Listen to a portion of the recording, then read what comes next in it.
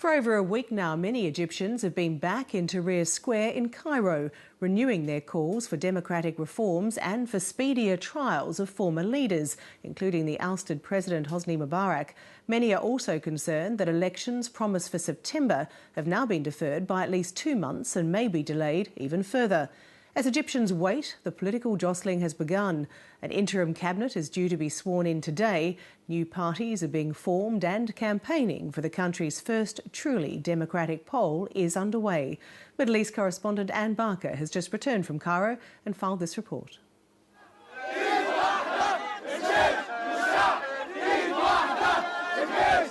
Some Egyptians are calling this the start of a second revolution.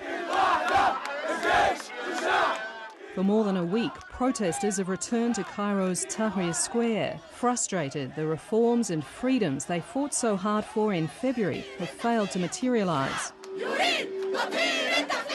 Hosni Mubarak may well have gone from power, but many here are angry the military council that replaced him hasn't moved faster to put him and his cronies on trial for decades of corruption, as well as the murders of nearly 900 protesters in February. We will stay here until our demands begin to be honestly met and not just addressed in statements. We don't want any more statements. We've had enough of statements, we've had enough of speeches to the media, we've had enough of councils for national dialogue, and we are not prepared to accept this again.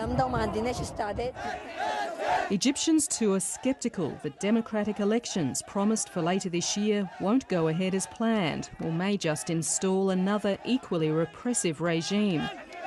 The campaigning in Tahrir Square mirrors the political jostling now going on in earnest in the lead-up to the poll. For the first time, Egyptians can openly criticise and debate what they want in their future leaders. New political parties are formed after decades of bans or persecution.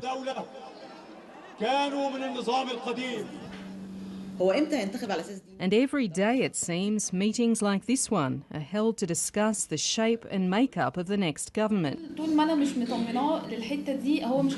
At this meeting, not far from Tahrir Square, liberal activists are debating the relationship between religion and state. Like many Egyptians, they're questioning whether decades of secular government could soon be replaced by Islamist rule, or at the very least, a stronger Islamist voice in the country's parliament. There's a sector of Egyptians that are scared of the rise of Islam. Remember the huge violence and bloodshed of the 1980s? It's true that violence goes both ways, but it was a terrible time for Egypt, and violence shouldn't respond to violence. They remember this era of terrorism and they don't want it back, so they're very worried too. Muslims make up the overwhelming majority in Egypt, but while most practice their faith in some form, they don't necessarily want an Islamist government. The powerful Muslim Brotherhood was banned for decades under Mubarak, although its members still managed to win 20% of the parliamentary seats as independents. Now it's seen as the party best prepared for the coming election, which has rattled many newer liberal parties, as well as Egypt's large Christian minority. Christians account for around 10% of Egypt's population, and for the most part, relations with the Muslim community are harmonious. But in recent years, Christians and their churches have been the target of attacks as tensions with Muslims erupted, most recently over the conversion of Christian women to Islam. Just 2 months ago, more than a dozen people were killed when Muslims attacked a Coptic church in Cairo's northwest, apparently to free a Christian woman they claimed was locked inside to stop her converting. Many Christians worry about the repercussions if Islamist groups secure more power in Egypt. After the revolution, a set of Islamist groups started to appear that are moving into the direction of Islamising Egypt and want to turn it into an Islamist country. Everyone knows that this trend will ruin Egypt, and whether they're Muslim or Christian, everyone knows that.